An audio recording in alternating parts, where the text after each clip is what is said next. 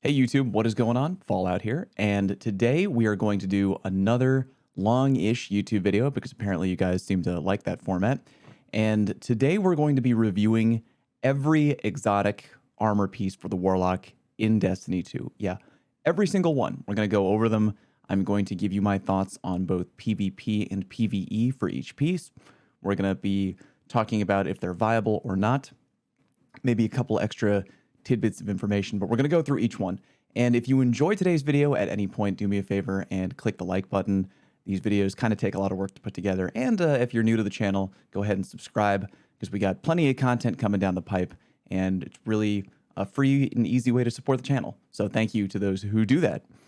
So let's go ahead and dive right into it. And we're just going to go through each exotic in the exotic armor section of the game in order, so we're not going to be going in alphabetical order at all. Meaning that we're going to start off with the Skull of Dire Ahamkara. The description reads, provides additional damage resistance during the Nova Bomb animation. Nova Bomb kills grant super energy. So the Skull of Dire Ahamkara used to be much better than it is right now. It falls under the same umbrella as kind of the Shards of Galanor exotic for the hunter. When you throw your knives and then you get a couple of kills and you get more blade barrage energy back, falls under the same umbrella. Bungie kind of felt that those exotics were maybe too rewarding in the super energy department, so they've capped the amount of super energy that you can gain back. The good news is, though, that the amount of super energy you can get back is 50%, meaning that if you kill a couple of people with your Nova Bomb in PvP or PvE, you can be rewarded a fairly generous chunk. I mean, getting half of your super back after popping it is really nothing to sneeze at. It's still pretty good. I think the Skull of Ahamkara was intentionally designed for PvE. Now, if you wanted to, you could bring it into PvP. Being a little extra tankier on throwing your Nova Bomb is nice. You know, it can prevent those moments in PvP where you run into a room, you're trying to open up with a lead Nova Bomb, and, you know, there might be those moments where you trade while trying to cast your Nova Bomb because you're getting shot at. This can help prevent that because you get a little incoming DR. But that being said, I wouldn't really find it super viable for PvP. You have to remember, though, that you can change your armor at any point in D2 PvP. So if you really wanted to go full tryhard, you could pretty much play the majority of the game of PvP with whatever other armor. And then if you wanted to make a really dramatic opening Nova Bomb play, you could quickly open up your menu, put on the Skull of Dire Ahamkara, go in, do a safer Nova Bomb, and get a chunk of energy back, and then change your armor back to whatever it is that you have on. That's kind of a lot of micromanagement for some people. A lot of new players don't like that level of micromanagement. It is an option, though, and it's still viable in PvE as well for things like Gambit or, you know, the Altar of Sorrows on the moon. That's fine. Anything where you're fighting a lot of trash enemies and maybe you want to get a bunch of super energy back, it's still viable for PvE, although I don't rank it very high. Next, we have the Crown of Tempests exotic helmet for the Stormcaller, and the description reads that arc ability kills will increase the recharge rate of your arc abilities and extend the duration of Storm Trance. So it gives you 2 benefits overall.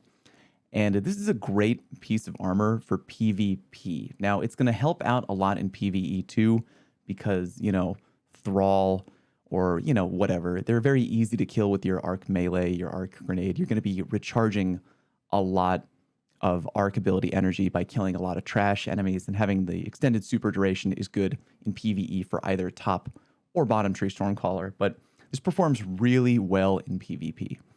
Now, you might notice that currently in Season 15, a lot of people are playing bottom tree Stormcaller in PvP because they get the Arc Buddy, and you get the new fun of Landfall, which is very devastating now. Landfall can kill a Titan Bubble and a whole bunch of other things. It's very strong. But people really should be looking more at top tree Stormcaller because it's still very good, and it pairs incredibly well with the Crown of Tempest in PvP.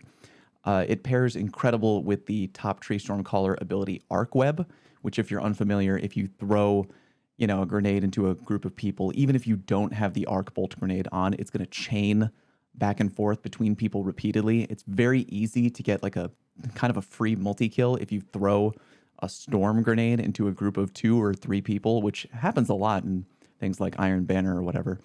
So you're going to get a bunch of energy back because of the Crown of Tempests. And also for top tree, you have to remember that the roaming super, the Stormcaller, is much better for mobility than the bottom tree Stormcaller. So bottom tree Stormcaller, when you use your super, it's more about trying to bait people into a landfall.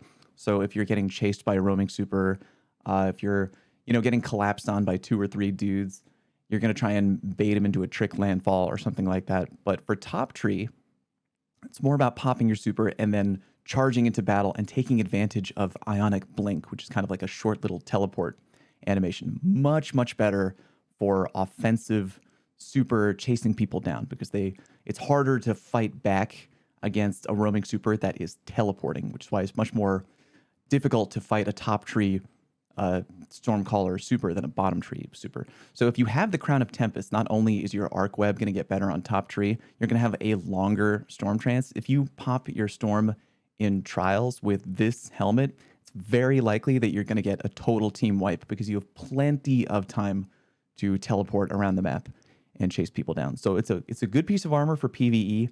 I really enjoy it for PvP. I think people are sleeping on top tree storm in PvP, and if you are a storm player or if you want to try and get back into it, definitely recommend checking out the Crown of Tempest. Okay, moving on. We have the Eye of Another World helmet, and this one's kind of tricky. I'm going to go through the whole thing, of course. Highlights priority targets and improves the regeneration speed of your grenade, melee, and rift. So the priority target factor of the Eye of Another World is kind of like whatever. It will highlight targets in both PvE and PvP. I find it kind of annoying in PvP. I mean, it can be helpful. Maybe you can have a target highlighted who you might not have seen very well because they were blending into the environment in dark parts of the map with a certain shader and armor combination. So that's kind of whatever. But most people wear the Eye of Another World for the secondary part, which is improving the regeneration speed of your grenade, melee, and rift. Now, this is very important because I've had a lot of people tell me incorrectly in my own Twitch chat that the Crown of Tempest will not do anything for you if you're already at tier 10, meaning that if your grenade, your discipline is at tier 10, your strength is at tier 10, your recovery is at tier 10. It's like, oh, well, the Eye of Another World, it's not going to help you because it gives you number benefits to your, gives you +2 discipline or whatever. And if you're already at tier 10, it's not going to help you. That isn't true. I have footage which I haven't really gotten around to sharing, but it's I went into a private lobby just to triple check, and the Eye of Another World doesn't give you a bonus on top of your already existing, strength, discipline, recovery. It's a scalar benefit, so it kind of gives you a proportional reduction of. I'm kind of overcomplicating the description here, but the TLDR is if you have 10 discipline, if you have 10 strength or whatever, the Eye of Another World is still going to help you get a better recharge rate on your ability, and it's actually quite generous. I have a few numbers that we can maybe just quickly throw up on the screen real quick. And if you have a tier 10 discipline, your grenade normally on the Shadebinder will recharge in 53 seconds. If you throw Eye of Another World on top of that, it'll bring that down to 43 seconds. So even though you're already at tier 10, you're looking at a 10-second reduction on your grenade. And if you have the armor mod on your gauntlet, I can't remember what it's called. It's the utility one where every time you throw your grenade comes back a little bit quicker. I will just quickly look what that is. The Grenade Kickstart ability mod. If you have tier 10 discipline and a Grenade Kickstart mod, then normally your grenade will come back in 46 seconds. And if you put Eye of Another World on top of that, it will bring it down to about 37.5 seconds. So it doesn't matter how good your stats are. There's no cap. The Eye of Another World will always help you get better recharge rates on your Rift, your melee ability, and your grenade, meaning it is a great piece of armor for both PvE and PvP. So it's not very flashy. I think if I was going into PvE, I would probably want something a little bit stronger that can maybe help me abuse my super more, or, help me do other things with my teammates more, like the Aeon Soul. We'll get more into that later. But for PvP, If you're looking for a piece of armor to help you and you don't really know what you should put on, there's pretty much no reason to not put on Eye of Another World, depending on how hard you go into your abilities. If you're going through PvP and you're just mainly relying on your movement skill and your ability to land shots or something like that, sure, go with a different piece. But if you throw a lot of grenades, if you rely on your melee ability a lot, if you're throwing down a lot of rifts, the Eye of Another World can literally only benefit you. It's a great piece of armor that will help you recharge your abilities very quickly. We have the Nezarec Sin, and you have void damage kills will increase ability energy recharge rate. So Nezarec Sin is quite good. I think a lot of people are confused by the description, and I don't blame them because it's just one sentence, and Bungie never goes into detail on this kind of thing, which is very annoying. But when it tells you that kills will increase your ability energy recharge rate, not only are they talking about your grenade, about your melee, they're talking about your super as well. And it's not only void ability damage kills, it's any void kill. So if you have a void weapon equipped, like the palindrome or the adept palindrome, that's a void hand cannon. If you get a kill with a void weapon of any kind, you are going to improve the regen rate of your abilities, and you're going to improve the recharge rate of your super, even in PvP. So even though I think that in maybe PvE, you could probably do better, although you can really get your abilities back very quickly in PvE, because, pretend you're going through Altar of Sorrows, right? And you're shredding through Hive with a Void SMG or something. Yeah, you're going to get your stuff back really quickly. I would probably still rather go with something else for PvE. But for PvP, if you have a Void weapon that you love tearing people up with, it might be a no-brainer to put on the Nezarec for a little while and see if it's good for your playstyle. Because in a game type like Trials, getting your super first on the field is very important, because if you get your super before the other team gets their super, you now have the ability to lock up a round win very quickly before the enemy team can fight back. You're now making orbs with your super that will help your teammates to get their super. So you're kind of initiating that snowball orb play, which is very important in endgame PvP. Even though Trials is much shorter now, it's very short, the rounds go by quicker. Bungie's doing a little experimentation with Trials and all that stuff, but supers are still very important.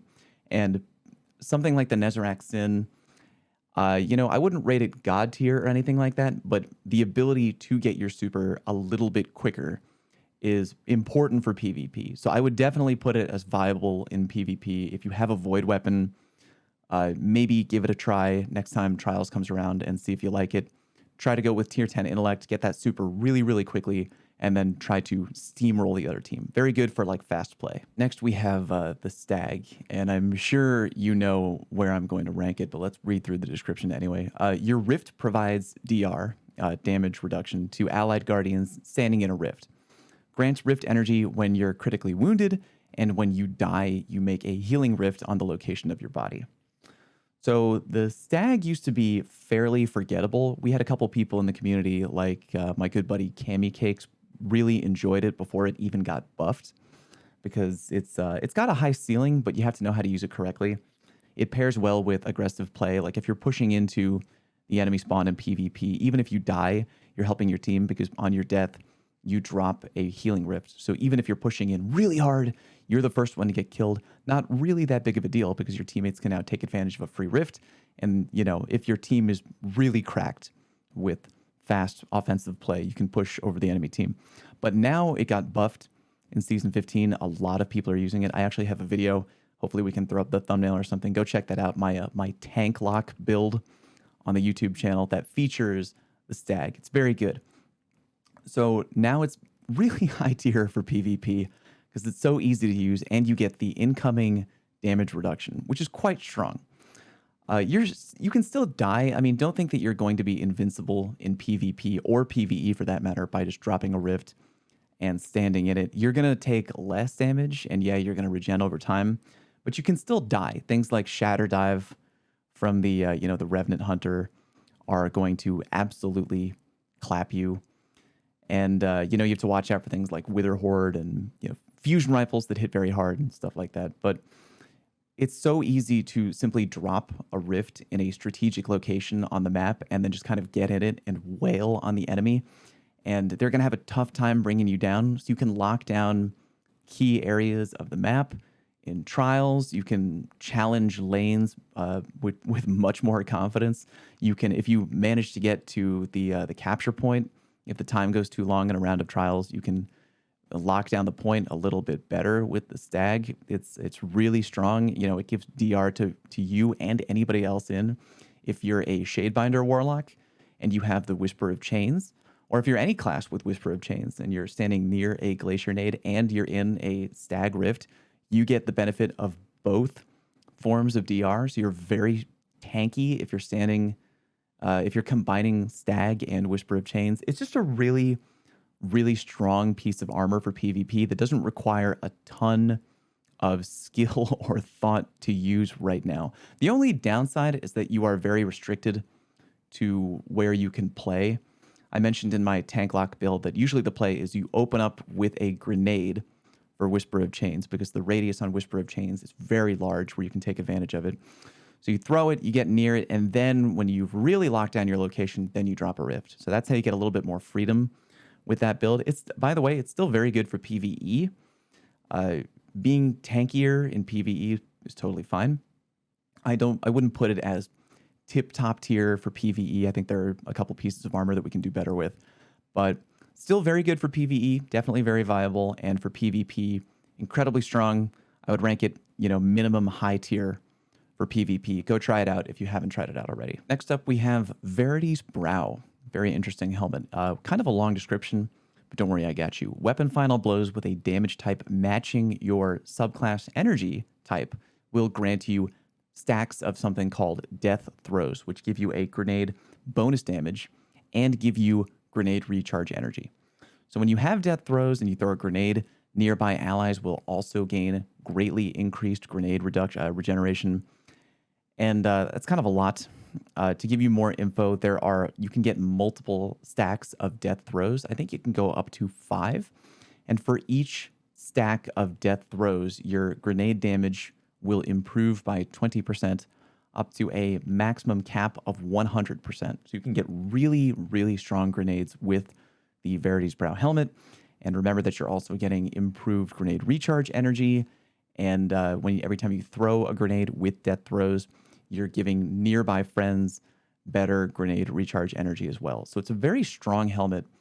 I don't see a lot of people using it in PvP, which I guess makes sense. Even though it's easy to proc, you would have to kind of be fairly on point. Although maybe it's only a matter of time before people use a Verity's Brow build for PvP. I think it would do really good in something like Iron Banner or any 6v6 game type. I wouldn't see it being very cracked in 3v3 because by the time you kill one person with a weapon matching your energy type, then, you know, there's only 2 people left and they might not be in a position to get a grenade throw. But the good news is you have a fairly long window of time. Each stack on Verity's Brow, I believe, will last for 10 to 11 seconds, which is pretty good. So you have a fairly long time to take advantage of that. But I would give it a try next time Iron Banner is in town, maybe on Top Tree Stormcaller, because again, even if you get just a 20% buff on your grenade, and then you throw maybe a storm grenade with the power of Arc Web onto a territory where like 2 or 3 people are standing, they're probably all going to die. I mean, Arc Web is already really hard to get out of, and just a 20% stronger storm grenade can be fairly devastating. And for PvE, I would also rank Verity's Brow very viable, depending on the activity that you're in. I mean, I don't know if I would bring it into maybe an end game, like a day 1 raid. I don't know if I would bring it into a day 1 raid unless there were maybe a lot of low-level trash that I wanted to repeatedly cut through with grenades. But even then, I might roll with something like the Crown of Tempest. But the benefit of the Verity's Brow is that you're also giving teammates grenade energy. So maybe if you had a team of all Stormcallers and they were all wearing the Verity's Brow, you could really get some crazy crap going together because you'd all be feeding each other repeatedly extra grenade energy, and you would be throwing stronger grenades around. That might be worth a try. I actually use Verity's Brow when I play Gambit, which is rare. But if I go into Gambit, I do love to throw around grenades, you know, for extra strength. I'm also powering myself up with Risk Runner, because if you throw an electric grenade at your own feet, you can proc the Risk Runner perk, and it's very easy to then get a ton of kills with the Risk Runner and refeed your grenade energy. So that's an interesting combo too. I would put it as very viable for PvE and situational for PvP. All right, now we have the Apotheosis Veil, and I don't like this helmet at all. Don't like it. Looks stupid. It's bad. But I'm getting ahead of myself. Let's get into it here. So immediately regen your health, melee, grenade, and rift energy when activating your super, and nearby allies recharge class abilities faster. So let's go over each one. The first one, where you immediately regen your health and you get all your energy back when popping your super. Yeah, that's good, but you want an exotic helmet or any exotic armor that is continually helping you repeatedly throughout a game. Now, that does qualify with the second part of the veil. We'll get to that in a minute. But for your own benefit, being able to get all your health back and all your energy, yeah, it's good, but it's not going to help you directly repeatedly throughout the course of the game. That part is only going to come into play maybe 2 or 3 times per game of PvP, because you only get 2 or 3 supers, depending on how hard you're playing in PvP in your average game. Good in PvE, I guess. I mean, like, if you're in a situation where maybe you're about to die, you're intentionally holding onto your super so that when you get weak, you can pop it and then, you know, immediately get all your health back and come back from the brink of death. But even still, I would put other things higher than the Veil. I think a lot of people would be wearing it for the second part, which is nearby allies will recharge their class abilities faster, which is nice. I mean, it's you're being a real bro if you're running around in any activity with the helmet on, improving the recharge rate of those around you. You could, in theory, put together a build where your whole goal is to just support other people in PvE or PvP with whatever ability they're trying to abuse. That's something you could definitely do. Although you might be feeling left out because, like, they're having a lot of fun with all their improved ability recharge rates, and what's going on with you? I mean, you could immediately think of a couple things that could take advantage of that, right? Like a Titan Barricade Titan, getting their barricade back quicker because you're buffing them with the Veil. Maybe a, God, I don't know, like a Shadebinder Warlock with the Bleak Watcher turret, getting their turret back a little quicker. A Revenant Hunter getting their Glacier Grenade back a little quicker. It can help a lot, but I feel like you're going to be missing out on a lot of fun, and it requires a lot of coordination. I'm sure for really organized teams trying to heavily abuse ability energy, you could make something happen with the Apotheosis Veil. I still don't like it. I think there are other Warlock Exotics where if you want to help your team offensively, there's much stronger options, maybe just one singular stronger option, which kind of dominates the Veil. We'll get to that much later. If you want to put on a build where your sole purpose is to help your teammates perform better in any activity, believe me, just go to the very end of the video. I'm pretty sure it's the last piece of armor, but we'll get to it eventually. So I would rank Apotheosis Veil. It's viable. I think it takes a lot of coordination to use effectively, and I wouldn't really recommend it unless you're really going for a particular build and a lot of team organization. Next up, we got the Astrocyte Verse. Very beautiful, pretty, exotic-looking helmet. Very magical-looking. And the exotic perk allows you to blink farther and more frequently, and your weapon will ready quicker out of blink, and your radar will remain up. So this is a very, very particular piece of armor that only a couple people really are going to get a lot of viability out of, and that's anyone who is maining a Void Warlock. I think that the Verse was designed very specifically for PvP. If you're a PvE player using Blink, God love you. You might want to go talk to a doctor. There might be something wrong with you. Normally, Blink is seen as a wild movement technique, usually in PvE. If you're in a jumping puzzle, the last thing you want to put on is Blink. It's really bad because you don't have that fine-tuned movement. It's very hit or miss. In PvP, though, Blink can be really fun. And unfortunately, base Blink on its own is kind of weak. I mean, you don't go very far when you come out of the Blink animation. It takes a fair amount of time for your weapons to become ready. So you can't do it like in early D1. Like in early D1, you could blink over somebody's head and your weapons would be ready immediately. There was a big problem in D1 with people blink shotgunning all over the map. It was so easy to do. But it got toned really hard over time. But now, if you want to have kind of like a relatively similar experience to that early D1 blink, it's not quite on the same level, which tells you how strong Blink was back in the day. But if you want to kind of get a taste of that, you can run with the Astrocyte Verse. I have a good friend named Joey. If you follow me on Twitch, by the way, follow me on my Twitch channel, twitch.tv/falloutplays. Sometimes I'll play trials with my friend Joe Overrated. He is a dedicated Void Warlock main in PvP, and he does very well with the Astrocyte Verse helmet. It's kind of his main exotic pick because, again, your movement becomes that much better. You can blink very far. You can blink more frequently. Your weapons are ready quicker when you exit blink. It's just a very strong PvP exotic, but only if you're a Void Warlock main, which not a lot of people are. But I think if you want to give it a try, you should pair it together with Mid-Tree Void. The Nova Warp Super goes from kind of mediocre to unbelievable if you put on this helmet. Like, just trust me, because the regular short blink that you can spam when you're doing your Nova Warp is usually very short, and it takes up a lot of your super energy.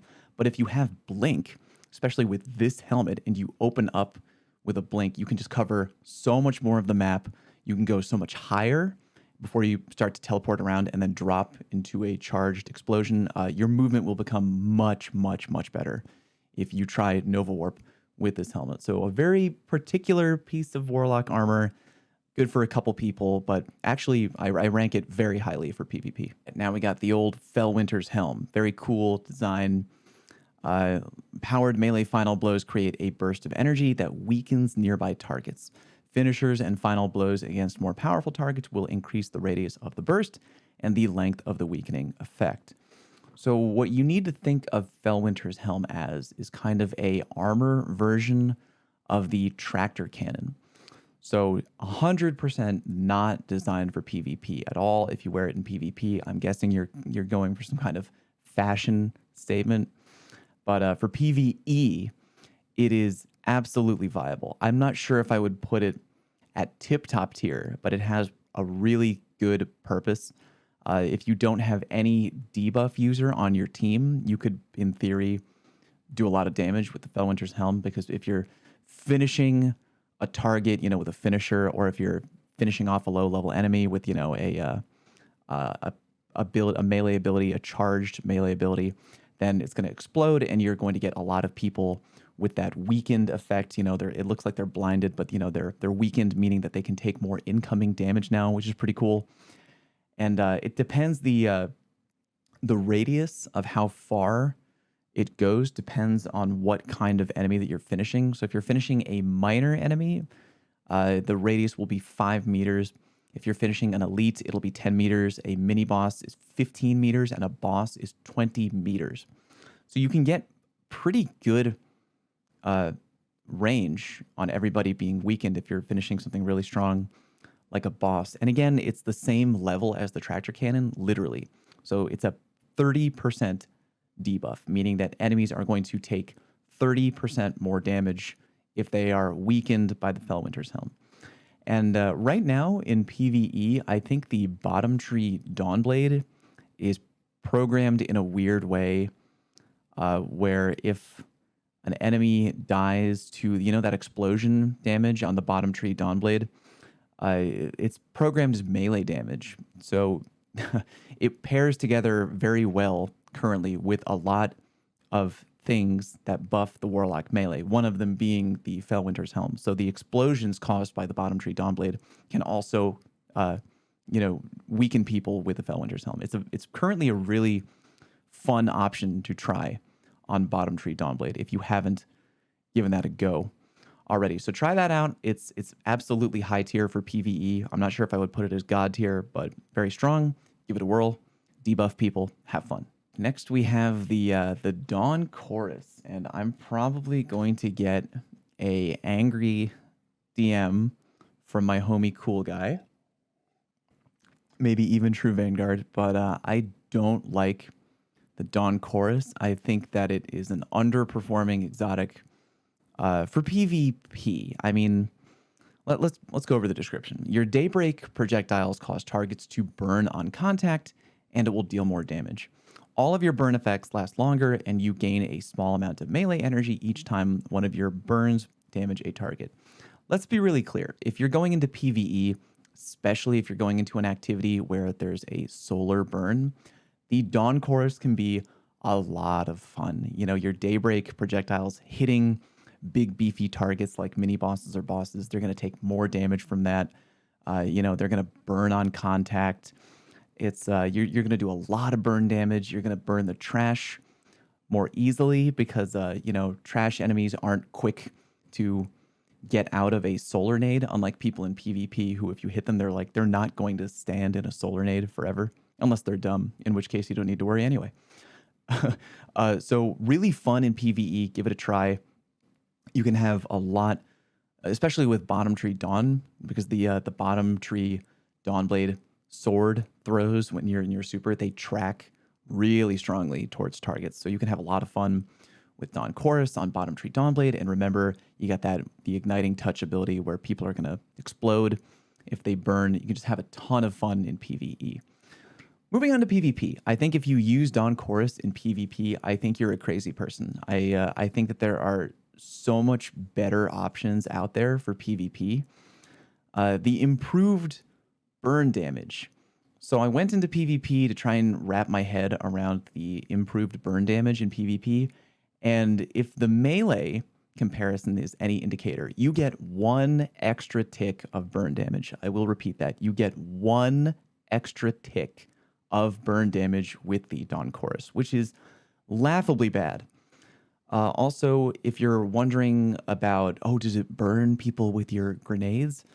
No, the only grenade that can cause burn damage is the solar grenade, and you will only cause burn damage with the solar grenade if you hit an enemy, not directly, but if you throw the grenade and then it explodes kind of on them. You know what I mean? So if someone is standing next to the solar grenade on impact, they will burn. But if I throw a solar grenade on the floor and, an enemy kind of sticks their toe in or runs through it, they're not going to burn. They're only going to take just tick damage as they're moving through, and when they leave, no burn. So in order to burn somebody in PvP with the solar nade, you need to have a direct impact or a initial burst impact with that solar nade, and then they'll burn. But still, the burn damage will end very quickly, even with the Dawn Chorus. All they have to do is step out of the solar nade, and then almost immediately they will stop burning. So you're going to have trouble really taking advantage of this exotic in PvP because people are smart. They're not going to stand in your solar grenade. I think you can do much better. And if you're wondering about, the Daybreak projectiles, they cause targets it deals more damage. Right, but if you're playing bottom tree Dawnblade in PvP and you get a direct hit with your Dawnblade sword, which is not hard to do on bottom tree because, again, they track very aggressively, you're going to get a one-hit kill anyway. So who really cares? It's to me, I think that you can put it on if you just want to, live some kind of fire-burning power fantasy in PvP. I just think that if you're taking PvP seriously, there are probably much, much better exotics that you can put on than the Dawn Chorus. I look forward to your angry letter, Cool Guy and True Vanguard. All right, Sunbracers. So we have increased duration of solar grenades. Cool. And solar melee kills will grant unlimited solar grenade energy for a brief time. These are really, really fun. I don't know if I would call them god tier or even high tier for either PvE or PvP, but super, super, super fun. If you're ever going into a PvE activity where there's a solar burn, you could even try it in Gambit. That might be fun. Try to get a solar melee kill, which in PvE, not tremendously difficult. And then for a brief window of time, you can pretty much throw endless solar grenades everywhere, and they last a little bit longer, by like a second or two, which is nice.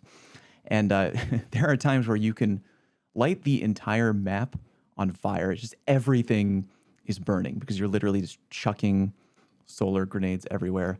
Pair it together with Top Tree Dawnblade for an incredibly fun time. It's very good for trash clearing and, you know, just lighting a room on fire if there's a solar burn.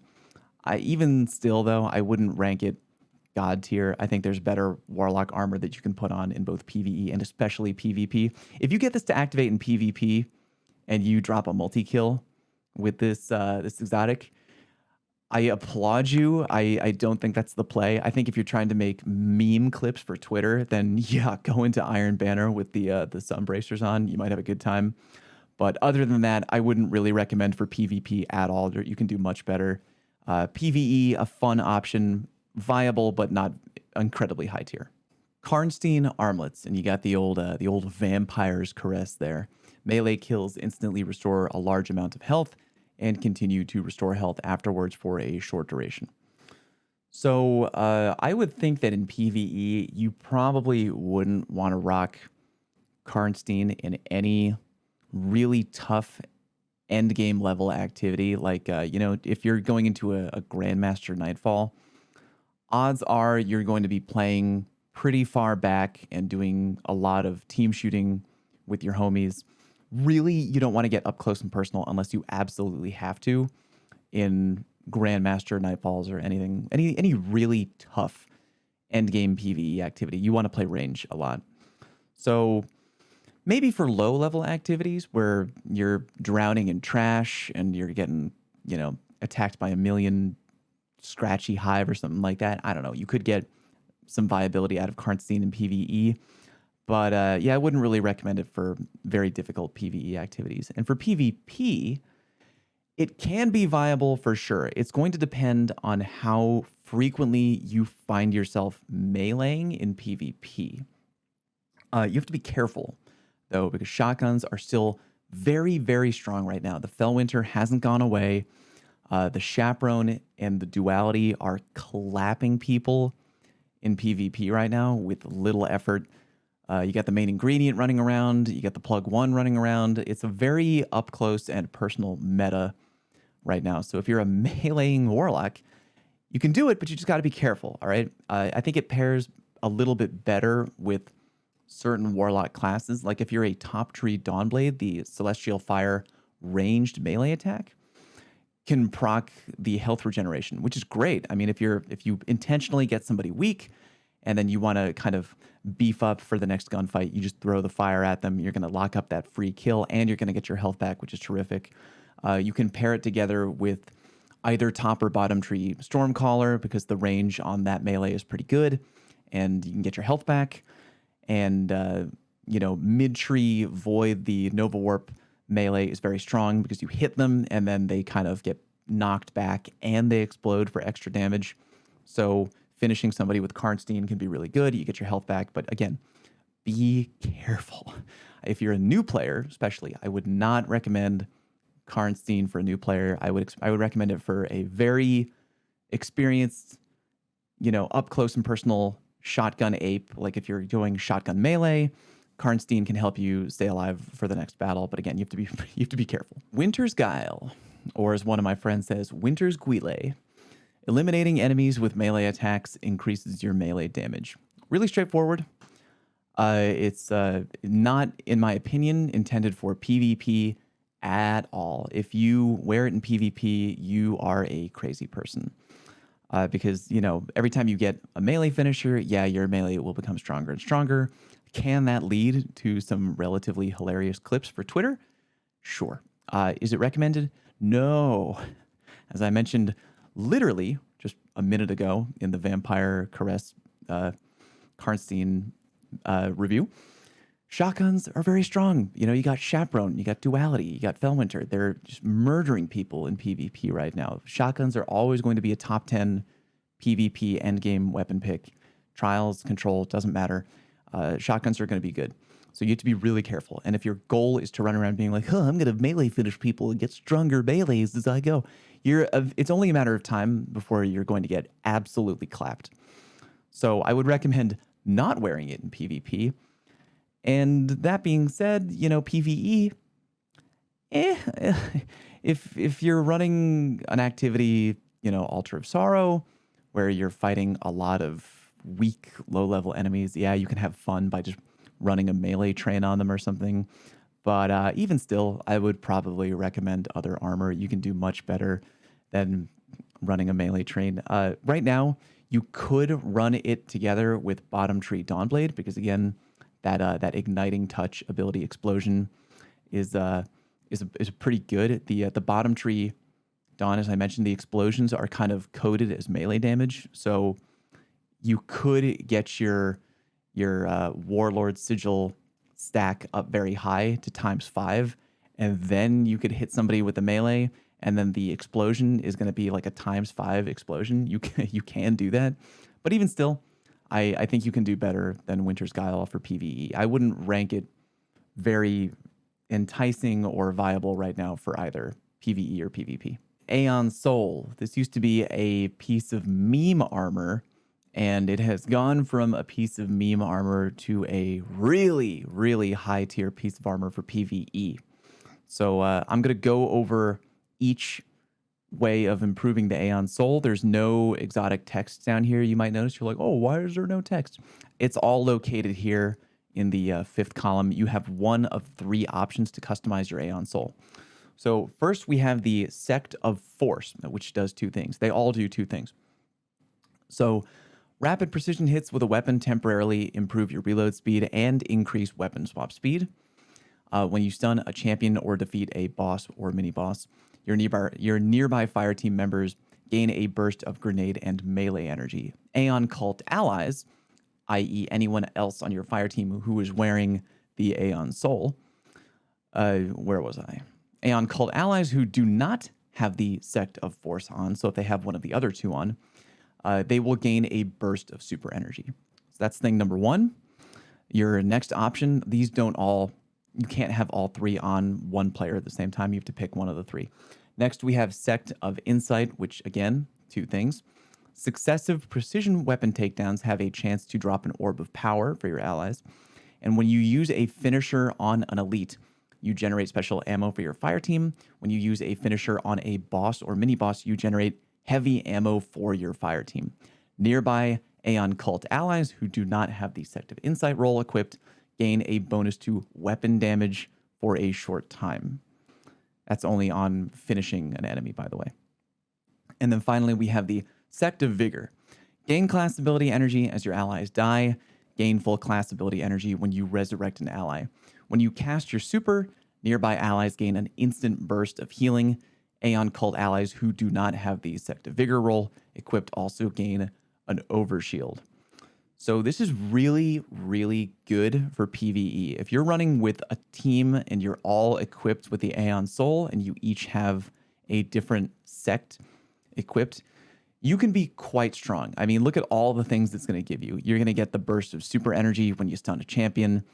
You know, you're getting the quicker weapon swap speed. You're getting the ability to generate special ammo when you use a finisher, or you can generate heavy ammo with an exotic. I mean, that's going to be huge in endgame PvE content. If you're in a raid, if you're in a Grandmaster Nightfall, if you're in a dungeon, any endgame PvE activity, you literally have the ability to generate heavy ammo by just performing a finisher on, you know, a boss or mini boss, which a lot of times people do anyway.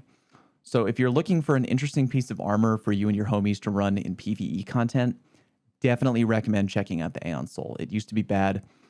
I rank it very highly now. It's very good. And I don't know anybody at all who uses it for PvP. I was thinking that you might gain a little something something out of the Sect of Force with the better reload and weapon swap speed. Could be interesting. But there's another option that we'll get to in a little bit that I think would be much better for PvP. So I would recommend definitely try it out in PvE. It's very good, but don't just don't wear it for PvP. A minute ago in the Aeon Soul review, I said that I probably shouldn't wear it for PvP because there's an option too that we will get to later that will do much better in PvP for a Warlock. And here it is. It's the Ophidian Aspect. If you're looking for a really strong piece of armor for PvP, it's going to be the Ophidian Aspect. Let me just read the description real quick. We have weapons ready and reload very quickly. Melee range is extended. Now, if you're a relatively newer player, you might be reading that description and thinking, what? Like, why is that good? That seems very, very basic. And you're right. It is very basic, but therein lays the charm. Ophidian Aspect, oh man, it's always working for you. So you always want a piece of exotic armor that's either going to give you a huge benefit, even if it comes in every now and then, like the Aeon Soul finishing a mini boss and you get heavy ammo. That's not going to happen all the time. But when it does kick in, you're going to get a big benefit out of it. Or you want something that is going to help you literally all the time. So the hunters, they have the stompies for PvP, unbelievably powerful. It helps them literally the entire game. And the Ophidian Aspect is sort of like that for the Warlock. You get the quick weapon ready and weapon reload speed. That doesn't sound like a lot, especially if you're a new player, but veterans will tell you it's cracked. There's kind of a certain meta at play in PvP right now, always has been, where if you have a shotgun, shotguns need handling super, super badly. So if you're at mid-range combat, you're hitting somebody with a hand cannon and they're aping towards you, they're charging right at you, you want to be able to swap to your shotgun in the blink of an eye and put them down. And if you already have them about half health from your hand cannon shooting, you're going to be able to quickly put them down from very far away with the shotgun. If they have like half health, your shotgun one-hit kill range goes way, way up because you don't need to land as many pellets because they're already weak. So you want to be able to immediately swap to your shotgun in the blink of an eye, and Ophidian Aspect can help you do that. And it's the same in the opposite direction, right? So if you're fighting somebody up close with a shotgun, maybe you hit them and you only do like half damage and they're either running away from you or they're backpedaling super hard and they're trying to force you into a mid-range engagement. You want to now quickly swap to your hand cannon or whatever primary weapon you're using in the blink of an eye. So you can now finish them off at mid-range. And the Ophidian Aspect is going to help you do that. Weapon handling is so important in PvP, which you will learn over time. And weapon reload speed, it's never a bad thing. It's never a bad thing for PvE or PvP. And also, I know I just went over a shotgun review for the Ophidian Aspect. Fine for snipers too, because the weapon ready speed is going to be cracked. If you're a really fast-moving, twitchy sniper, you're also going to want a lot of handling. You want to be zooming around the map quickly, whipping out your sniper, quickly scoping down lanes, descoping, moving around. It's the weapon handling buff that it gives you is gigantic, and it's very, very powerful. The melee range also is kind of often overlooked. It doesn't give you that much extra melee range. It's very just a smidge. But, I mean, hey, anything you can do to improve your neutral game is going to be very, very good. So I currently rank the Ophidian Aspect as probably top tier for Warlock and PvP. Again, it's not flashy, it's not exciting, but it is very, very good. It is literally always there to help you. It's going to help you the entire game. And yeah, you can wear it for PvE. I wouldn't recommend it as top tier, but again, it improves your weapon reload speed, which can be very helpful for doing DPS to a big boss. Like if you're trying to one-phase Aeon, you know, it's like, oh, well, I want to quickly reload my 1K or something like that. It's not bad. There are other options that I think might do a better job for PvE, but still, it's viable for PvE, but definitely top tier for PvP. Claws of Ahamkara. You get the extra melee charge, and that is it. Not very flashy, very straightforward, but for PvP, rock solid. Now, it used to be unquestionable god tier when the Shadebinder Warlock came out, and the Penumbral melee was pre-nerf. It was really strong. If you remember the Penumbral melee, aka the Warlock, I freeze you melee was very, very good. And pretty much everybody in PvP was running around with Claws of Ahamkara and double Penumbral melee, which was infuriatingly effective. Now that Penumbral melee on the Shadebinder Warlock has been nerfed, it's still good, but it's I wouldn't put it as god tier anymore. Again, it's going to depend on how often you melee in PvP. If you're really an aggro player and you're running around shotgun aping people, or if you happen to play a subclass that has a melee ability that you really like and you're using it very frequently, then yeah, you could do well with the Claws of Ahamkara. I know a lot of people who still play Top Tree Dawnblade in PvP because they really like the Celestial Fire ranged melee attack. And with the Claws, you get 2 Celestial Fires, which is pretty great because all you have to do is kind of just weaken somebody at mid-range, and then woo, you just throw the fire at them and boom, they're dead. So it's a pretty effective piece of armor, but only for people who really, really, really enjoy their melee attack. I wouldn't recommend it for PvE at all. It's just, you can do way better. There's so many better options that you could do for PvE. It's mainly for PvP, in my opinion, and it's going to depend on what class you play. For newer players, I don't think I would recommend it very much. Contraverse Hold. Resist incoming damage when charging your Void Grenade with Chaos Accelerant, Feed the Void, or Handheld Supernova. Those are the unique grenade abilities on each tree of the Void Warlock. So you got Chaos Accelerant is the top tree Void grenade ability. Feed the Void, I think, is the bottom tree Void ability. And Handheld Supernova is the middle tree Void ability. So you get incoming DR when charging your grenade for either of those abilities, so you get a little bit tankier. And then when you hit an enemy with a charged grenade ability, you will get a random amount of grenade energy back immediately, which can be very handy. So for example, if you are playing Top Tree Void Warlock and you charge up your Void Grenade via the Chaos Accelerant perk, you throw it, you hit a random schmuck in PvP, and then automatically, boom, on that hit, you're going to get a random amount of grenade energy instantly back. And it can be very generous. You can get almost up, I think, to half of your grenade energy back on a hit. And if you have a tier 10 discipline build, you could be getting a lot of grenade energy back in PvP. So at the moment, I don't think there are too many people out there rocking Top Tree Nova. Yeah, you can have some interesting moments with your overcharged Chaos Accelerant grenade on Top Tree Nova, but I think for the most part, people are just going to avoid them. I mean, if you throw the grenade that I call the grape, the Axion bolt, where it just, the purple grape kind of chases you, people are just going to run from that. I mean, yeah, you're forcing movement, but I think most people do the overcharged Void Grenade on Top Tree, the Vortex Grenade, because it becomes much bigger. And if you get the hit, you immediately get some energy back. So that can be fun for activities like Iron Banner. The 1 week of trials that we had, week 3 in season 15, where we had the zone control trials. This could be very good in an activity like that. You're pretty much doing heavy area denial and you're getting your nade energy back. But I think that most people currently who use the Contraverse Hold are rocking mid-tree Nova Warp because you get the power of Handheld Supernova. Not as strong as it used to be. Handheld Supernova used to be really, really strong, but it got dialed back a little bit.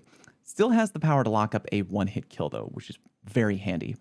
So if you use Handheld Supernova a lot, or if it interests you, you should try out the Contraverse Hold for PvP because you can charge up that grenade, get a little extra incoming DR, meaning that if you're rolling up to somebody with Handheld, you might be a little bit tankier, not incredibly, but you could live an extra half second, which could mean the difference between you living and dying. And then bam, you throw the Handheld Supernova in their face, you get the kill, and now you already get 30-40% of your grenade energy back. So it can be very strong for PvP if you're really into your Void grenade abilities, especially Handheld Supernova. I would rank it pretty high if you play that class. If you don't play that class, you probably don't care at all. And for PvE, if you're doing an activity with a Void burn, then yeah, that would be great. Something like Gambit or Altar of Sorrow could be great if you're just throwing a bunch of grenades out. You're getting a big tag. I would recommend Top Tree Nova for something like that because you get the big Vortex nade, and then you get a whole bunch of energy back on a hit. So it's going to be dependent on the activity. I would rank it higher for sure in PvP than I would for PvE. And there you go. That's the Contraverse Hold. Getaway Artist. This one's kind of a personal favorite of mine. I like to use it when I'm trolling people in PvP. So what you do with the Getaway Artist is if you're on a arc class, you hold down, your grenade button or whatever, and you convert your grenade into a overcharged arc soul, or some people call it the arc buddy. So if you're on bottom tree storm, you drop a rift, you get the regular arc buddy, which kind of does the pew pew, not really aggressively, only just a couple pews and not very frequently. But if you eat the nade and you overcharge your arc buddy, he becomes really aggressive. He'll shoot more pew pews than normal, and he'll fire the pew pews more frequently. So it's a better version of your arc buddy that is relying on you eating your grenade. So I hear from a lot of people that they think Getaway Artist is, bad or it's trash because it's like, oh, the arc buddy doesn't even do that much, man. And I think you're relying maybe too much on the arc buddy. I wouldn't rank it as top tier, but it is absolutely viable in PvP if you know how to play off the arc buddy. Really what you're looking for is to just get one tag with the arc buddy off the pew pew, because if you shave even a little bit of your enemy's health off, you're going to improve the time to kill with whatever weapon you are shooting at your enemy. So for example, if you have a 120 RPM hand cannon in PvP, normally a 3-tap kill, if you get a little damage with your arc buddy, now you've turned it into a 2-tap kill, because normally if you do 2 shots with your 120 RPM, it's going to do heavy damage, but it's not going to be enough to kill. So the arc buddy can help you with whatever weapon you're using. You look at it as the ability to shave off a little bit of time to kill off your gun engagement, because it's helping you with just a tiny bit of chip damage. It can be played around in PvP if you know that your enemy is using the arc buddy via the Getaway Artists. There are certain things they can do to take advantage of that. They can play cover, they can play long range, they can try to snipe you, or the most savage counter is the Risk Runner SMG, because if you're repeatedly proccing arc buddy, you can't tell your arc buddy, hey, don't shoot that guy, he's got a Risk Runner, which is if you get touched by any incoming arc damage, you become a real problem for the enemy team to deal with. So if you're ever fighting another enemy guardian who is using the Getaway Artist, I would recommend maybe giving the Risk Runner a try. It's definitely something that prevents the Getaway Artist from becoming high tier, because you can play around it. But I think it's viable for PvP for sure. You just have to be careful. You got to make sure that the enemy team doesn't whip out the Risk Runner. You got to make sure that you're using it kind of aggressively and having it help you shave off the time off your time to kill. But it's really fun. I would give it a try in PvP.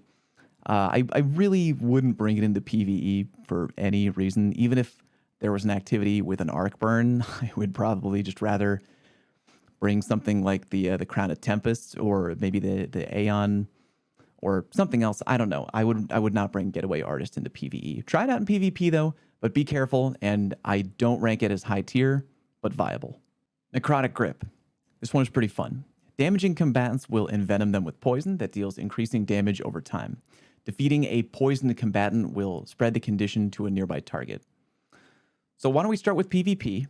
It's not designed for PvP, but I will mention it for PvP because the Necrotic Grip pairs together very well with Thorn, the exotic hand cannon Thorn. When it came out, people thought that it was bugged, that it was not intended to work with Thorn. Bungie had to confirm, no, we designed it to work together with Thorn. So the play is, if you don't know, for PvE or PvP, if you pair it with Thorn, you get a kill with Thorn, and then the venom damage, the toxic damage, will explode on their body and will transfer to anybody nearby. So if you're a Thorn main in PvP, you might want to give the Necrotic Grip a try. Now, it's going to really depend on how the enemy team plays. So if you're doing something like Iron Banner or Control, where there's a lot of people, a 6v6 game type, and they're huddled together on a territory, you could get a lot of use out of Necrotic Grip because you kill one person with Thorn, boom, now everybody's poisoned. So that can be fun. That being said, I would not recommend it for any 3v3 activity because usually it's going to be rare unless you're, again, if the team is playing very tightly packed together, you could get use out of the Necrotic Grip, even in 3v3. But I think for the most part, even if you use Thorn, you'd probably be better off with something like the Ophidian or even the Transversive Steps. It's just not going to work as well if your enemy team is not huddled together. For PvE, however, the Necrotic Grip is great. Great. If you're doing an activity where you want to clear a bunch of trash, Necrotic Grip has got your back. It works the best when paired together with Thorn. But even if you are rocking Bottom Tree Dawnblade, remember the current thing going on with the ability Igniting Touch. It's going to work really well with the Necrotic Grip. You don't even need to use Thorn. You just melee somebody, and then, now they're burning, and then they explode due to the perk Igniting Touch, and because they've exploded, they now transfer the Necrotic Grip poison to other people nearby. You can just clear whole rooms of trash by just slapping people with Bottom Tree Dawnblade, Necrotic Grip. Super fun. Bring it into PvE. It is high tier for sure at ad clearing. I think beyond that, maybe end game level PvP, I wouldn't recommend it. End game level PvE, I wouldn't recommend it for like a Grandmaster Nightfall or anything like that. But it is fun at clearing trash. It's viable for PvE without question. Nothing Manacles. If you follow my YouTube channel, if you got notifications turned on, ring the bell. You'll know I already put out a video on the Nothing Manacles, and they are bad. They are really bad. They're actually quite terrible. They're designed to improve the performance of your scatter grenade projectile. So if you're like a top tree Nova Warlock, you charge up your grenade to power it up.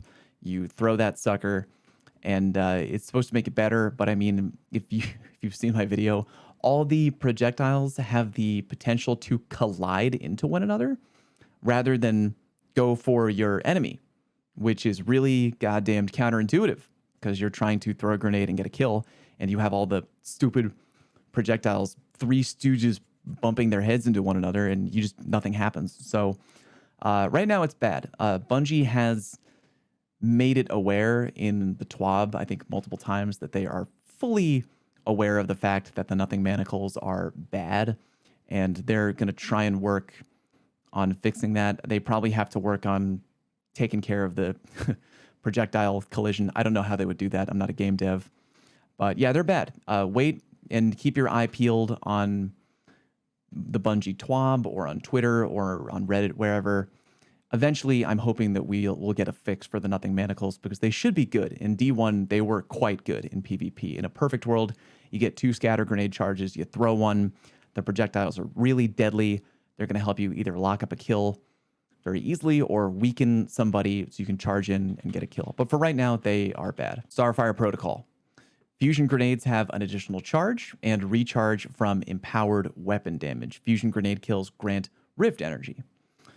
So that can be fun in PvE if there's maybe a solar modifier on and you just want to chuck a bunch of grenades around at people for big exploding fun. If you're in the Aeon encounter in VOG, grenades do a lot of damage to Aeon, and if you have Starfire Protocol, you can just throw a whole buttload of them at Aeon. That's fine. But I think the protocol was designed for PvP. Absolutely designed for PvP.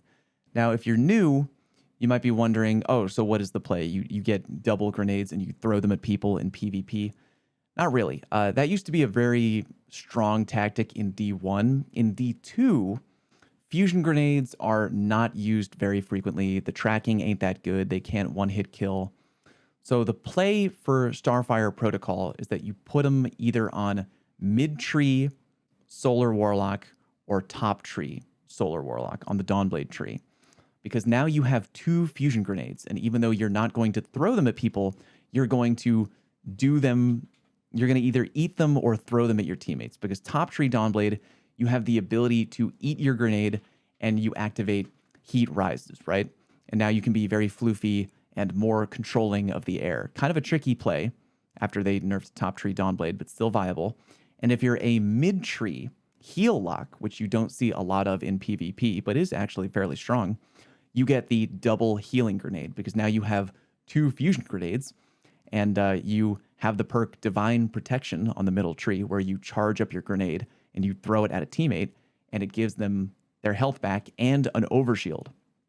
So with the Starfire Protocol, you have 2 opportunities to do that. Very slept on. You see a couple unique people running that build, but feeding an overshield for free to your teammate or for yourself right before a group push in something like Trials, even that little bit of extra health via the overshield can absolutely help in bowling over the enemy team. Or, you know, if you're retreating, you're getting pushed down, you can throw a quick heal nade. It takes a lot of practice to get good with aggressively healing people in PvP, but for the rare few Warlock heal mains in PvP, a lot of them stand by Starfire Protocol. It recently has kind of gone down a little bit in viability due to the final exotic that we will talk about at the end of the video. But still, if you just want to have a no hassle, go all in on the healing ability Warlock for PvP, Starfire Protocol is fantastic, definitely viable. Just don't throw the grenades, just use them as healing or activate heat rises. Wings of Sacred Dawn. When Dawnblade is equipped, aiming weapons when you're in the air will suspend you there for a short time, improving airborne accuracy, reducing incoming flinch, and giving you incoming DR. Weapon hits will extend the effect's duration. This is 100% intended for PvP. I don't think anyone will really wear it in PvE unless they're deliberately trying to make like a fashion statement, trying to look like a Victoria's Secret angel walking down the runway, something like that. But here's the thing about the Wings of Sacred Dawn. They are unquestionably, in my opinion, top tier in PvP. But the problem is they require a lot of practice and patience to use effectively. So unlike other exotic armor for the Warlock, which you can throw on, it's top tier and it's going to help you. You don't really need to think about it. You don't need to turn your brain on like the Ophidian Aspects. You can use it for free without needing to really think about it. The Transversive Steps, you can put them on for PvP. You don't really need to think about how they perform.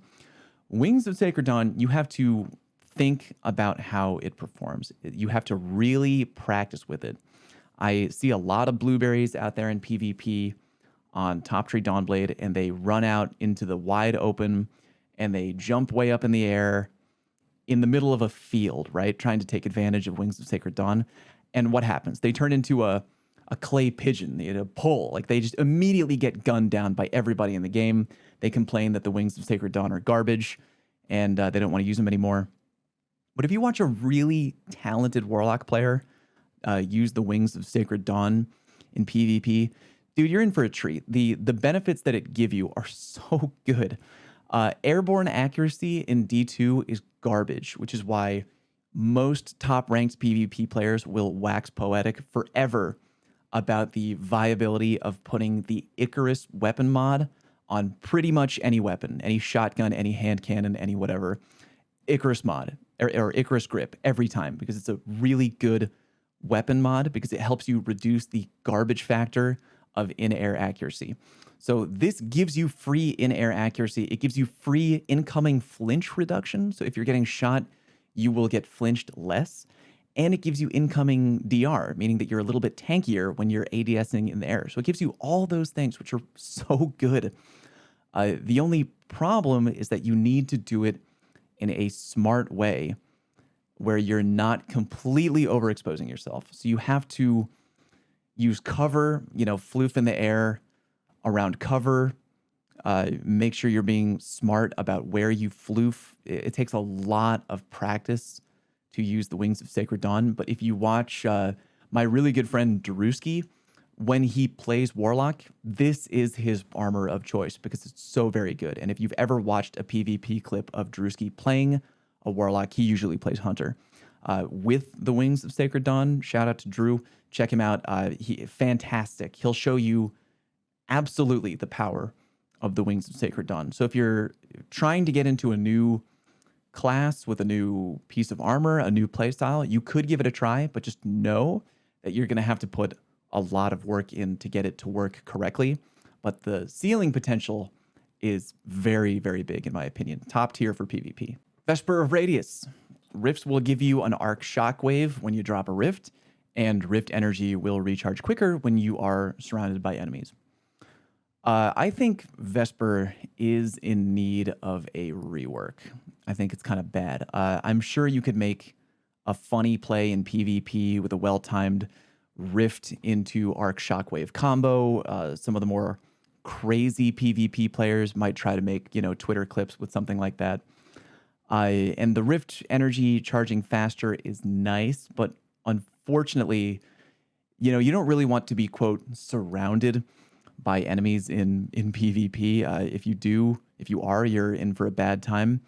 I think the Vesper has heavy competition from the Stag, where, you don't get the arc, shockwave, but you get the incoming DR for free in your rift. And when you are critically wounded, you get extra rift energy, which I think is better than being, quote, surrounded.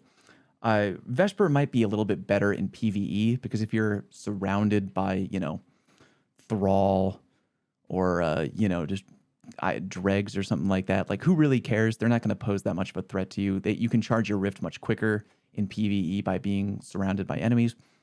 But even still, I would put it underneath the Stag just for the DR factor alone. It's fine. I mean, I just think that nobody wears it really. In PvE, nobody wears it. PvP, nobody wears it. I think it's in desperate need of a rework. And I would put it at low tier. Speaking of low tier, we come to the Sanguine Alchemy.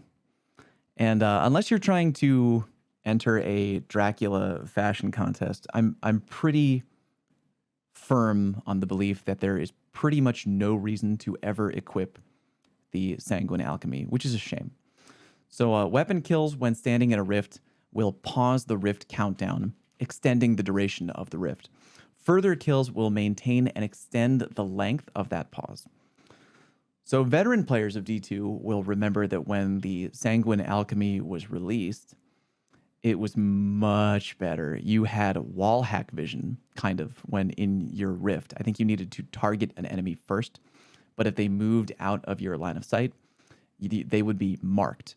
And you could continue to see them being marked behind a wall, which was really handy. I think a lot of people got annoyed by that, though, because it led to a lot of overly defensive play, and people don't like wall hacking, even though Mid-Tree Void Hunter gets it for free.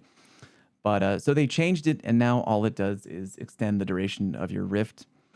And wow, just so bad. I mean, there's one piece of armor that we will get to literally at the end of the video, which is so infinitely better. It literally cucks the Sanguine Alchemy. Like if they were real, like the other exotic armor that we're going to talk about literally at the end of the video would call up the Sanguine Alchemy late at night and start laughing and then hang up the phone. Like it's bad armor. Like there's pretty much no reason to use it for PvE or PvP.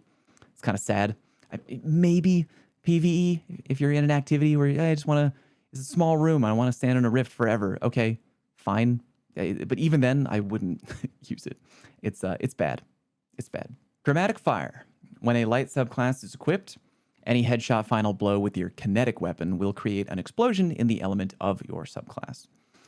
So that can be really fun. I think that the Chromatic Fire is an interesting play for PvE. So you just pair it with whatever kinetic weapon you want, especially if there's some kind of, burn, like if there's a solar burn. Yeah, you just get a headshot with a kinetic weapon and boom, you get a solar explosion. It can be fun for activities where there's a lot of trash running around and you want to just kind of make the room go boom.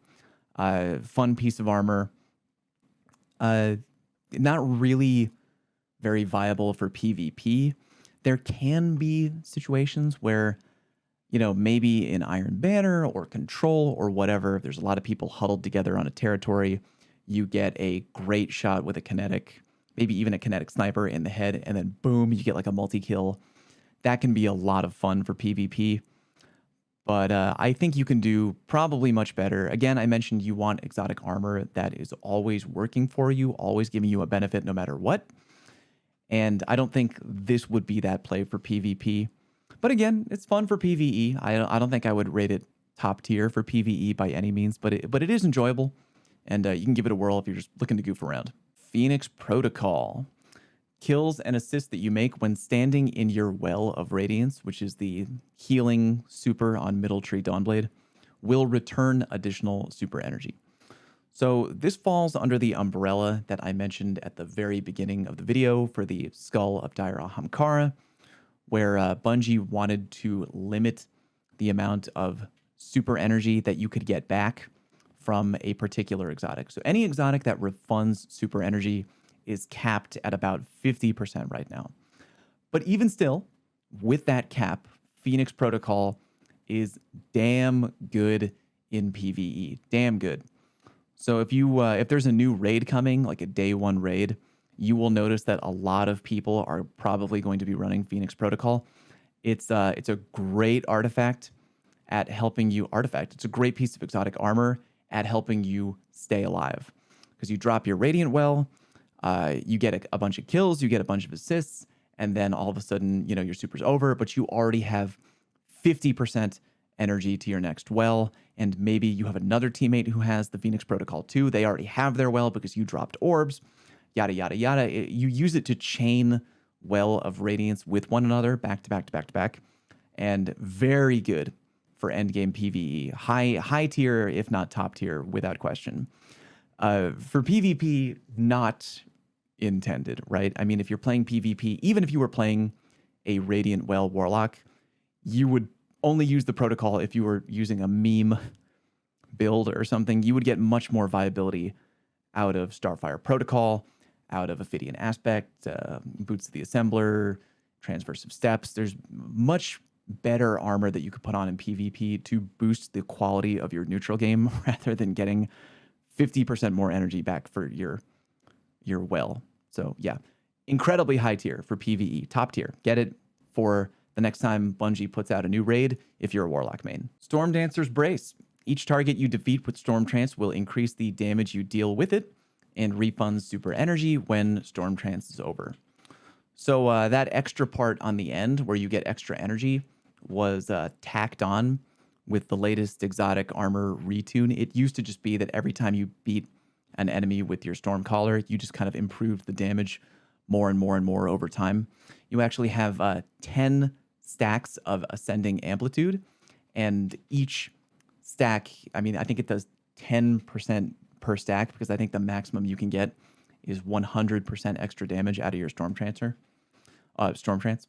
So the second part where you get refunded super energy, that part is new, and it falls under the umbrella of Phoenix Protocol, Skull of Dire Ahamkara, where the most energy that you can get back is 50%. But you don't need to kill a whole lot of people in order to do that. I think if you even kill like 8 miners with a Stormcaller in PvE, you will get 50% of your super energy back. You have to do very little work to get energy back. And I think it's really great for PvE. I don't think a lot of people have used it ever since the exotic rework, which I think is a mistake because I think it can put in a lot of great work. You should give it a try. It's very fun for PvE. For PvP, though, I don't know if I would recommend it.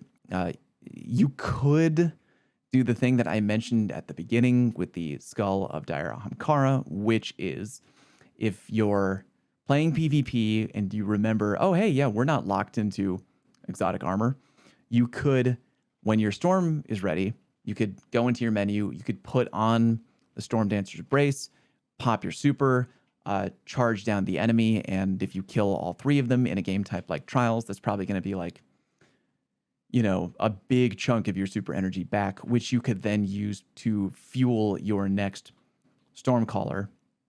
But even still, I would probably rather wear like Crown of Tempest for the longer duration of my Stormcaller.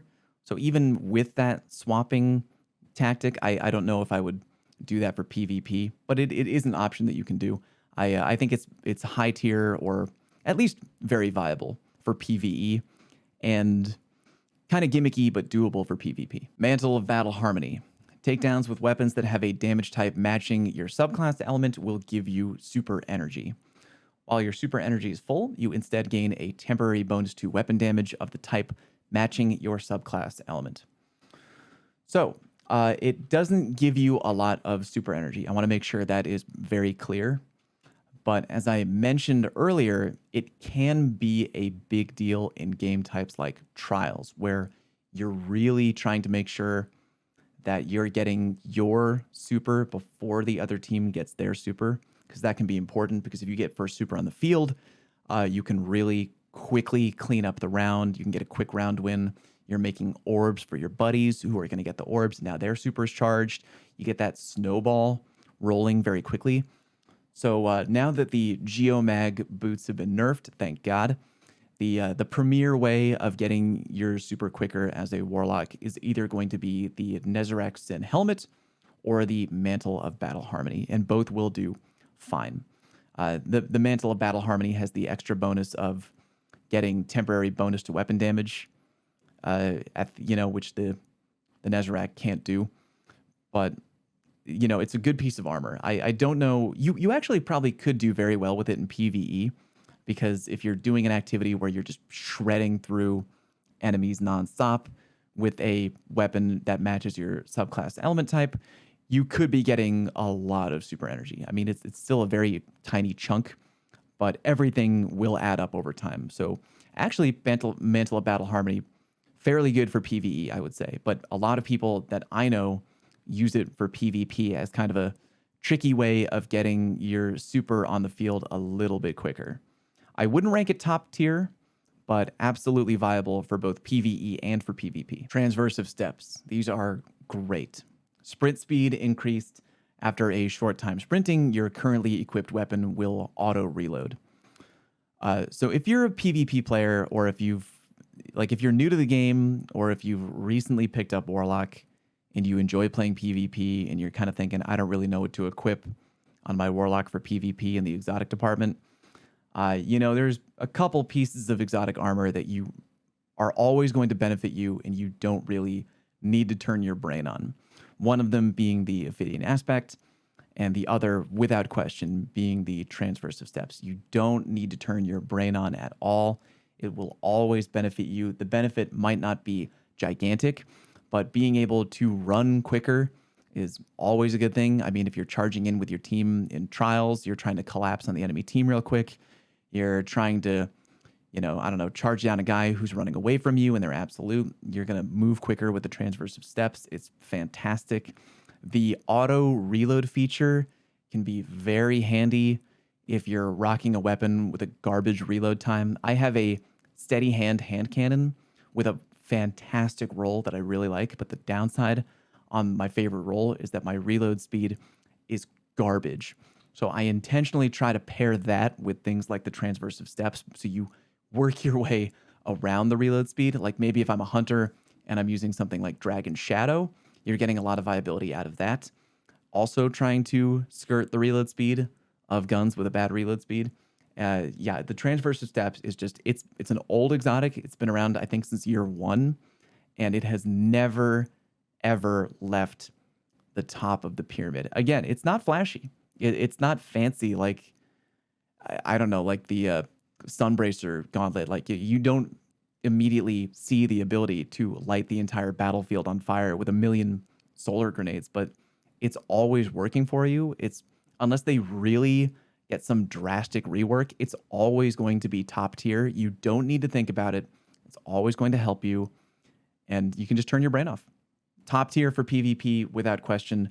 Not bad in PvE. Back in the Garden of Salvation raid, when the Xenophage was the strat for one phasing, the big bad boss at the end, Warlock players would often use Transversive and quickly run in a circle, a very tight circle on M and K to auto reload their Xenophage. So it does have viability in PvE for sure, but absolutely intended for PvP and top tier. Lunafaction Boots. Your Rift gains the additional ability to increase weapon reload speed. Empowering Rift will make weapons effective over long ranges. This is top tier in PvE for sure. If you're a Warlock and you're not really sure what to bring into an endgame PvE activity, you can very safely go with Phoenix Protocol, and you can very safely go with the Lunafaction Boots. The extra reload speed will work not only in an Empowering Rift, but in your Well of Radiance too. So if you have a lot of people wanting that really quick reload speed, for like the Aeon fight in VoG, you drop the Well right in front of Aeon. I mean, the Titan bubble has the stronger weapon buff, but you can still stand in a Warlock Radiant Well with Lunafaction and get that god tier weapon reload speed, which makes it terrific for PvE. So unquestionably top tier. You can bring it into a day one raid and not even think twice about it.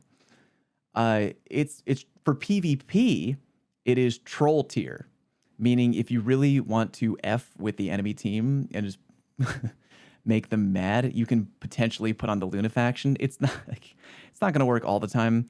If you know, it's mainly the second part where the Empowering Rift will give a much better range to your weapon. So if you have the Chaperone, by the way, and you get a kill with Chaperone and you activate the unique perk, the Roadborne, you get even further range. So if you have the Roadborne activated and you're standing in a Lunafaction boot Empowering Rift, those two things together, which both give you range on your shotgun, you can get a one-hit kill on the Chaperone from like well over 20 meters away from your opponent. And I am not kidding about that. If you want to go into a private lobby, try that out with your friends. It's very funny. I don't think a lot of people are going to get that pulled off in a real game of PvP, but you can always try. It's not really viable for PvP. You're only doing it if you want to F with people or make Twitter clips, but top tier for PvE. Geomag, happy to report that these are now bad. The exotic perk is called Close Enough. Damaging targets with Chaos Reach will extend the duration of Chaos Reach, and that is it.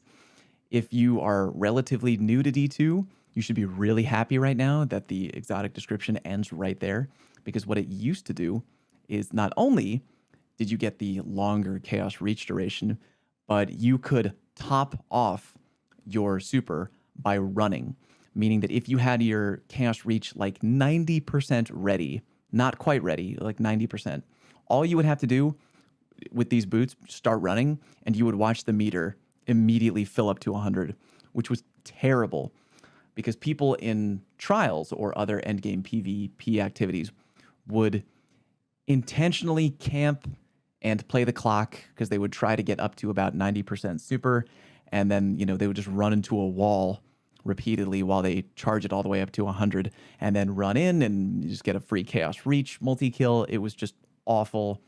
Everybody hated the Geomag. I wore them with Cammy in PvP, and we both hated them because we knew that it was kind of a situation where if you went into trials in Season 14, it was only a matter of time before you were forced to equip the Geomag because the other team is doing it too. You're like, God damn it, we have the Geomag too. It was terrible. So now it doesn't do that. It only does the longer Chaos Reach duration, meaning that for PvP, it is official garbage. Garbage for PvP. So happy to report that.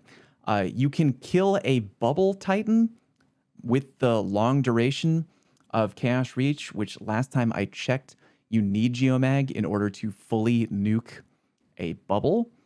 But having one piece of exotic armor for just one job isn't very good. Like if you're a Chaos Reach main by trade in PvP and you see that the enemy team has a Bubble Titan, you could wait for them to pop the bubble and then put on Geomag and then nuke the bubble and then take off Geomag. That's kind of really the only situation I can think of in PvP right now where the Geomag would be handy. Outside of that, garbage. For PvE, the Geomag can be nice if you're damaging a boss or something like that and you want the beam to go a little bit further for extra damage output. It can be good for Gambit if you're trying to melt down the Primeval and you are beaming the Primeval. The longer you beam it, I mean, the more you get that longer Chaos Reach duration. It's fine. It's viable for PvE for sure. I would not rank it high tier by any means. And garbage tier for PvP. Promethium Spur. Defeating combatants or guardians while Daybreak is active creates a healing and empowering rift at their location. While standing in any rift, a solar weapon final blow will grant additional rift energy. When your rift energy is full, final blows consume your rift energy and create a healing and empowering rift at the target's location. So my main man, Cool Guy, has been doing a lot of work lately with the Promethium Spur. The ceiling potential, meaning how well this can do at the top level of PvP, is very, very strong. But unlike the Ophidian Aspect, unlike the Transversive Steps, you need to put a lot of thought and practice into using the Promethium Spur well. It's not always going to benefit you, but if you spec really hard into a Promethium build, and if you try really hard to take advantage of the unique perk, you can bring the house down in PvP. It's very strong.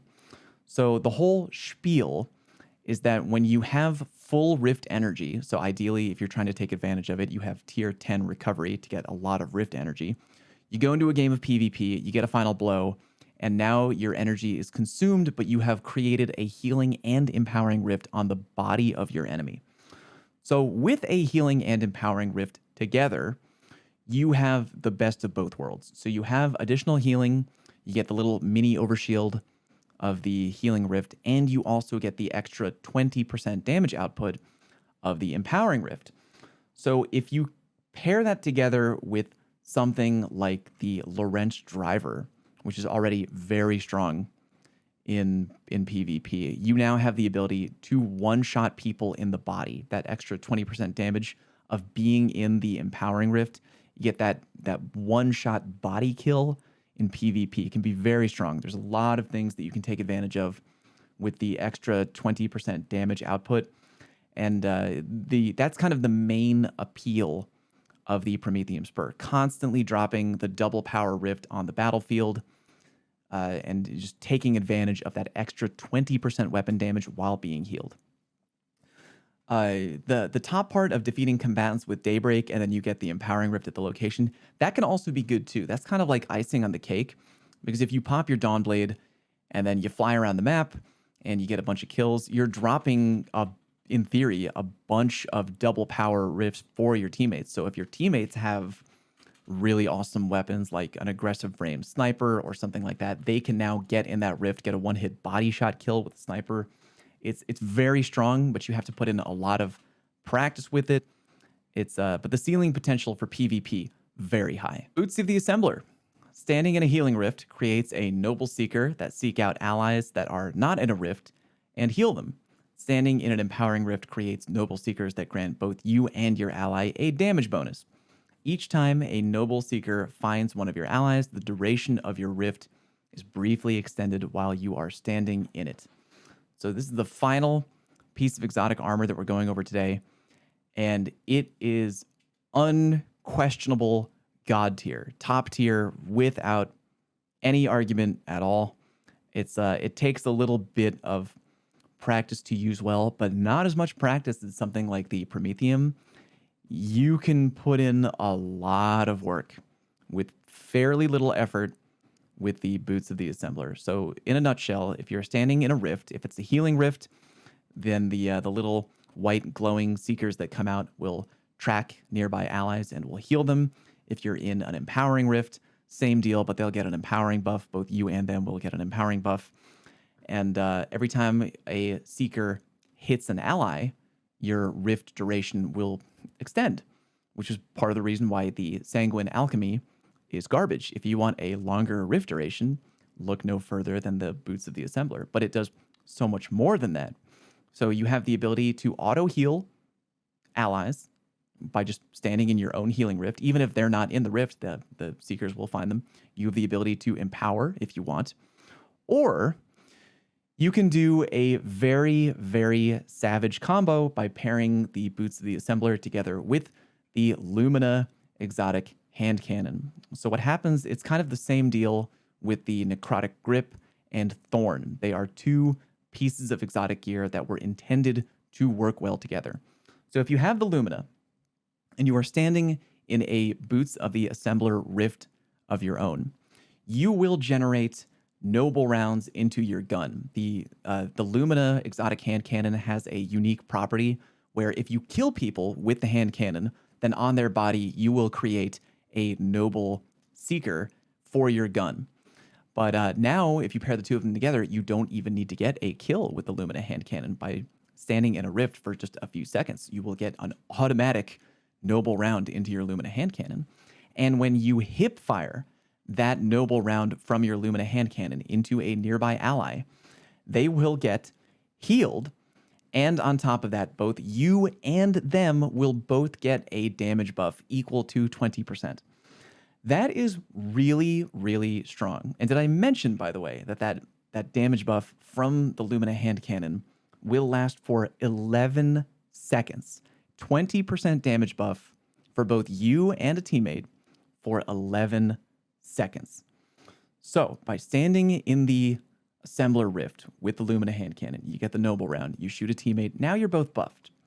And again, with that 20% buff, you have the ability to do very obnoxious things in PvP. You can get a one-shot body kill with the Lorentz Driver. If you have a 120 RPM hand cannon, I'm pretty sure you can get a 2-tap kill with a 120 RPM hand cannon. Pretty sure you can get a one-hit kill in the head with the Monarch Exotic Bow. So if you have a teammate who loves using the Monarch, hit them with a noble round that you got for free from the Boots of the Assembler. Now they can one-hit kill with the Monarch. Very stupid. You can just do so much with a free, literally free 20% damage buff for 11 seconds. Imagine all the power of the 20% damage buff of standing in a rift, but you don't need to stand in a rift. All you got to do, feed your ally that noble round, and they are good to go. So the only downside of the Boots of the Assembler is that to really take full advantage of them, you have to use the Lumina Hand Cannon, which a lot of people will tell you doesn't feel very good. It's not as strong as the Ace of Spades, which is a cracked exotic kinetic hand cannon. Doesn't feel as good as Thorn. Doesn't feel as good as a lot of hand cannons. But the ceiling potential of being able to help your team with the Boots of the Assembler and the Lumina paired together is unreal. So if you want to be a real homie in kind of an endgame PvP activity, like Trials is big time viable with the Boots of the Assembler. You might be taking a hit by putting on the Lumina Hand Cannon, but you could get better with it over time. But the real power is being able to feed your teammates a free 20% damage buff for 11 seconds that they can take with them anywhere on the map, and you can just get more noble rounds into your Lumina Hand Cannon. It is a stupidly powerful piece of exotic armor. I have no idea why I don't see more people wearing it. I feel like a lot of people don't like that it leans into the team play factor. They would rather have something that directly benefits them more frequently. But the team play with Boots of the Assembler is unreal. It is high tier for PvE and god tier for PvP. And there you go. Every piece of exotic armor ranked for the Warlock. Hope that was informative for you if you were a new or even a returning player. If you found today's video helpful, do me a favor and click the like button. If today's video gets, God, I don't know, like 6,000 likes on it, I'll know. I'll take it as a sign that y'all really want maybe a similar video for the Hunter or even for the Titan. I can do my best to make those as well. But just let me know that you enjoyed today's video by clicking the like button. Again, we hit that threshold. I got more long form content for you. If you're new to the channel, or if you just haven't done it yet, click the subscribe button because it's free to do. Helps my channel out a whole bunch. I know it's a meme that a lot of YouTubers, oh, make sure to smash that subscribe button. But yeah, do it. It helps me out for free, and I really do appreciate it. And finally, follow me on my Twitch channel, which is twitch.tv/FalloutPlays. We stream most days of the week. So I hope to see you there. Thank you very much for watching, and I will see you next time.